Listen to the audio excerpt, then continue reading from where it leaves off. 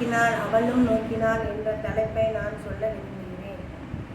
ராமரையும் லட்சுமணரையும் விஸ்வாமித்திரர் அயோத்தியிலிருந்து கூட்டி செல்கிறார். ஏன் கூட்டி செல்கிறார் என்றால், விஸ்வாமித்திர முனிவர் யாகம் வளர்க்கும் பொழுது தாடக என்னும் அரக்கி யாகத்தை செய்ய விடாமல் தடை செய்கிறார். அதனால் ராமரையும் லட்சுமணரையும் அழைத்து செல்கிறார்.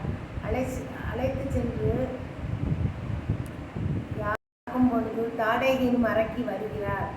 அவளை ராமரும் லட்சுமணரும் வதம் செய்கிறார்கள். வதம் செய்துவிட்டு பின் அயோத்திக்கு செல்கிறார்கள். செல்லும் வழியில் மிதிலையை தெரிகிறது. அங்கிருந்து மிதிலை பார்ப்பதற்கு மிகவும் அழகாக தெரிகிறது. மரங்களும் செடிகளும் கொடிகளும் அவர்கள் கண்களில் ரொம்ப அதிகமாக கவர்ச்சியாக இருக்கிறது.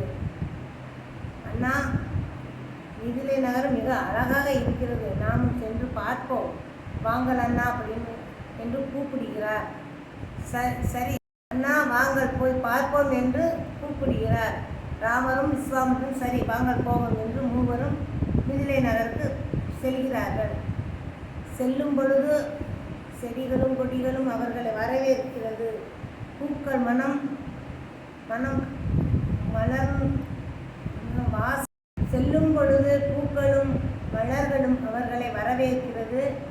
அவர்கள் அந்த மலர்களின் வாசத்தை கண்டு ரொம்ப அதிக மகிழ்ச்சி அடைகிறார்கள். அடைந்துட்டு மிதிலைக்குள் செல்லும் பொழுது அங்கு மக்கள் அதிக சந்தோஷத்தோடும் நல்ல மகிழ்ச்சியோடும் இருக்கிறார்கள். அதை கண்ட ராமரும் லட்சுமணரும் மிகவும் சந்தோஷமாக இருக்கிறீர்களே, என்ன சந்தோஷம், இது என்ன திருவிழா நடக்கிறதா இல்லை வேறு விசேஷம் எதுவும் நடக்கிறதா என்று கேட்கிறார்கள்.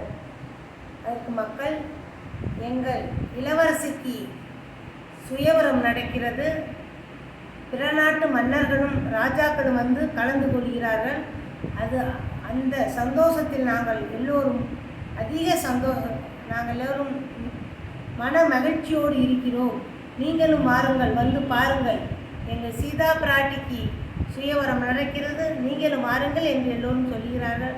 அவர்களும் அந்த சுயவரத்தில் கலந்து கொண்டார்கள். மன்னர்கள் எல்லோருமே சீதாதேவியின் அந்த வில்லை தூக்க முயற்சி செய்கிறார்கள். ஆனால் யாராலும் செய்ய முடியவில்லை.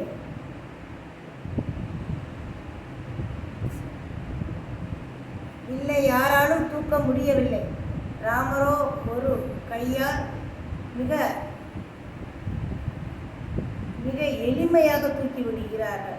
அதை கண்ட சீதாதேவி மிக்க மகிழ்ச்சி அடைந்து, இவர்தான் நம்மளுக்கு வருங்கால கணவரோ என்று மன மகிழ்ச்சியோடு அவரும் பார்க்கிறார், ராமரும் பார்க்கிறார்.